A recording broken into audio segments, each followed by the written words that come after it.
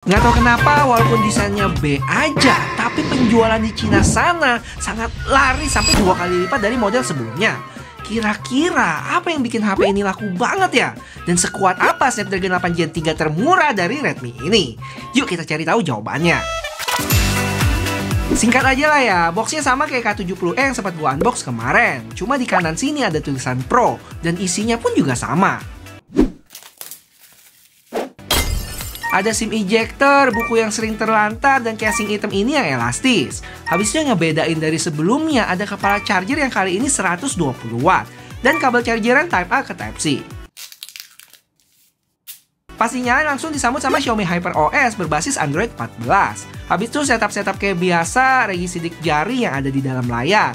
Dan setelah kelar setup, gue cek storage-nya udah kemakan 26GB dari total 256. Jangan lupa update Google Play Store dulu. Dan ada update software juga sekitar 470MB. Sikat. Impresi awal gue tentang HP ini mirip sama kayak versi cupunya K70e, tapi dengan beberapa perbedaan.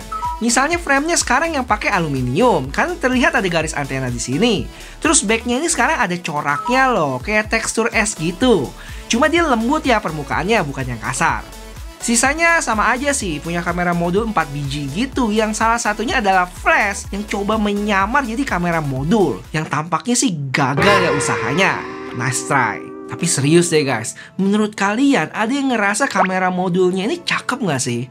Kalau ada, coba yakinin gua dan teman-teman lain kenapa. Misalnya ya, karena buletan 4 ini tuh melambangkan persahabatan yang kekal sih. Cuma selebihnya gue demen sih, punya overall desain yang flat gitu, dari layar sampai ke frame yang sekarang jadi glossy. Terus backnya sekarang lebih minim sidik jari ya dibanding K70e yang bener-bener glossy dia. Terus gue berasa bezelnya tebelan dikit ya di Pro version, dengan kamera selfie yang buletannya malah lebih kecil. Untuk dagu biasalah lebih tebelan dikit juga. Terakhir HP ini 11 gram lebih berat dari K70e dengan tebal 8,2 mili, walaupun overall feel pegangnya masih mirip kok. Lanjut, ini deh spesifikasi lengkap yang bisa kalian langsung lihat di layar aja. 6,67 inch 2K dengan kecerahan maksimal 4000 nits. Gile. Tapi ini bukan yang tertinggi ya, karena ada OnePlus sama Realme yang mencapai 4500. Cuman sekali lagi ingat, 4000-an peak brightness ini terjadi saat kondisi tertentu aja. Misalnya kalau nggak salah saat jalanin konten HDR. Habis itu Snapdragon 8 Gen 3 5000 mAh dengan 120W charging, dan kameranya 50MP wide, 50MP telefoto, 12MP ultrawide, dan 16MP selfie. Terus Redmi K70 series ini kan ada 3 model ya, kira-kira apa aja bedanya? Dari layar resolusi 2K dan 4000 nits di Pro dan biasa, terus 1,5K dan 1800 nits di 70e. Habis itu untuk chipset Snapdragon 8 Gen 3, Gen 2, dan Dimensity 8300 Ultra. Untuk Antutu di K70 Pro ini dapat skor di 1,9 juta, sedangkan K70e di 1,3 juta. Sekalian ini dia Geekbench dan 3D Max-nya. Oh ya, Redmi K70e ini dengan Dimensity 8300 Ultra, gue sempat bandingin sama beberapa benchmark juga ya. Sama Snapdragon 7 Plus Gen 2 di Poco F5, dan Dimensity 8200 Ultra di Xiaomi 13T. Kalian wajib kepoin sih kalau penasaran sama kekuatan 3 chipset flagship mid-range ini. Lanjut kita ke kamera, 50MP lensa utama berbanding 64MP, tapi punya sensor yang beda ya. Habis itu ultrawide lebih gede varian Pro-nya di 12MP berbanding 8, dan ketambahan lensa telefoto 50MP berbanding 2MP makro. Untuk baterai, K70e ini lebih gede sendiri 5500 mAh, tapi chargingnya juga lebih lambat di 90W. Nah, pertanyaan paling kepo gua, apakah performance Snapdragon 8 Gen 3 dari HP termurah Redmi ini sama dengan chipset flagship lainnya? Jadi kayak biasa, gua tes gaming dengan performance mode-nya on, mainin Genshin Impact highest 60fps. Langsung aja ke hasilnya nih. Jadi selama 20 menitan main, dapat FPS rata-rata di 59,5. Untuk suhunya sendiri tergolong panas ya, di 45,2 derajat, dengan baterai berkurang 11%.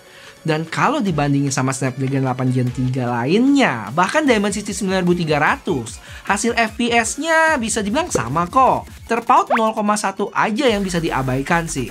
Cuman paling suhu dan konsumsi dayanya emang lebih tinggi. Terus gue juga sempat bandingin sama K70e yang dapat FPS cukup baik di 56. Oh ya, buat pencinta Mediatek, kalian wajib nonton video gua ngebully Dimensity 9300 yang gua bandingin sama 3 HP lainnya. Banyak banget tes yang gua lakuin di sini loh, dan hasilnya cukup menggemparkan. Serius, cus tonton videonya. Pertama, dari sisi jangkauan jelas Pro versionnya lebih jauh ya, karena ada lensa telefoto, mentok di 20 kali berbanding 10 kali. Cuman perbedaan warna terlihat saat pindah ke lensa telefoto 2 kalinya, jadi lebih saturated. Habis itu saat foto objek orang, warna kulitnya sedikit lebih akurat di Pro version. Tapi kadang bisa over juga, dan K70e kadang lebih pucat juga. Harusnya ada di tengah-tengah sih. Untuk selfie, warna kulit muka gue lebih akurat di Pro ya, kalau K70e ini agak kemerahan dikit. Cuma untuk dynamic range, keduanya cukup baik. Atau mendingan di K70e dikit. Terus buat pecinta makro, sayangnya nggak ada ya di Pro version ini, jadi mesti dimundurin lagi jarak fotonya. Selebihnya mirip-mirip aja sih kalau gue lihat. Perbedaan tipis-tipis ada, tapi bukan yang signifikan. Next kita ke video, mulai dari selfie-nya dulu deh, yang ternyata dynamic range-nya masih lebih baik K70e ya. Bisa dilihat dari tembok di belakang, dan gedungnya juga tuh. Tapi untuk muka lebih cerah di K70 Pro sih, di 70e ini cenderung lebih gelap. Buat kamera belakang, mentok zoomnya di 10 kali dan 6 kali di 70e. Dengan detail gambar yang lebih baik di Pro version. Dari gedung sampai jalanan di kiri sini nih.